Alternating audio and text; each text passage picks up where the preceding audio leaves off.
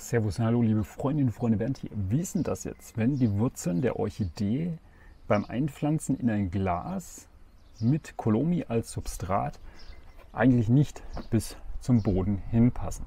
Das kommt ganz drauf an, weil ich habe hier so einen Fall. Es kommt ganz drauf an, was es für eine Orchidee ist. Ja, wenn ich jetzt diese Orchidee hier einfach mal ablege und mir hier diese Laea anschaue, dann seht ihr ja, die sitzt auch deutlich tiefer im Glas und der Neutrieb kommt trotzdem raus. Ihr seht auch, vermutlich ist sie einfach viel zu tief eingepflanzt, vermutlich, aber es funktioniert. Das gleiche kann man hier machen. Man muss nur aufpassen, wenn es ein Glas ist, was eine gerade Form hat, dann ist kein Problem, dann kann sich der Trieb notfalls gegen das Glas drücken und schiebt sich dann hoch. Wenn das jetzt ein Glas ist, was hier so eine Form hat, dann kann es sein, dass der Trieb zwar gegen das Glas wächst, aber dann so umgelenkt wird. Das ist dann vielleicht nicht ganz so toll, dann wächst die Pflanze ein bisschen komisch. Aber wir haben hier ja eine Cattleya-Orchidee bzw. eine sympodial wachsende Orchidee. Das heißt, jeder Neutrieb ist in Anführungsstrichen eine neue eigenständige Pflanze. Das heißt, dieses Rhizom ist in dem Fall kriechend und es wächst dann immer länger.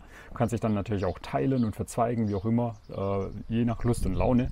Bedeutet, da hier ein Neutrieb schon wächst, wird es bald neue Wurzeln geben. In diesem Fall könnte man die Orchidee sogar etwas höher pflanzen, damit die neuen Wurzeln des Neutriebs dann direkt sich in das Substrat graben. Das funktioniert. Man könnte die Pflanze natürlich auch in das Glas hinein pflanzen, sodass die Wurzeln bis nach unten reichen und dann die Pflanze nach und nach etwas nach oben ziehen. In dem Fall mache ich das so, weil das Glas ja hier diesen Bogen hat, dass die Pflanze möglichst oben sitzt und die neuen Wurzeln ins Substrat wachsen. Das habe ich auch schon bei anderen Orchideen so gemacht und das hat auch funktioniert.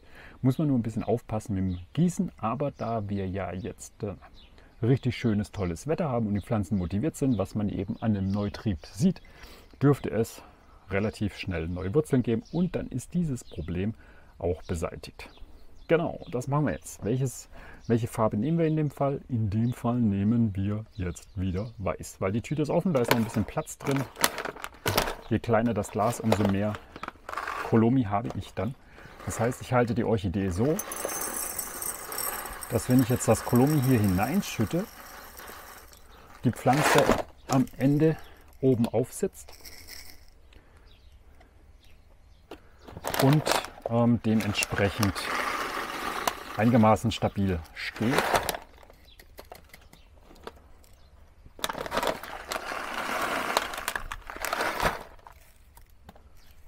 Und dann war es das. Das war es schon. Okay, es kann manchmal schneller sein, wenn man die Pflanze schon ausgetopft hat, aber in den letzten beiden Videos wollte ich euch das natürlich erst einmal explizit zeigen. Das hier ist die Cattleya Barfoot Mailman Rainbow. Der Postmann, der Regenbogenpostmann. Klingt ein bisschen so nach quietschi buntes Einhorn, aber ist auch okay. Jetzt ist er eingepflanzt, eingetopft und wir warten, wie sie sich entwickeln wird. Etikett muss rein, Pflanze darf jetzt wachsen. Bis zum nächsten Video. Wenn euch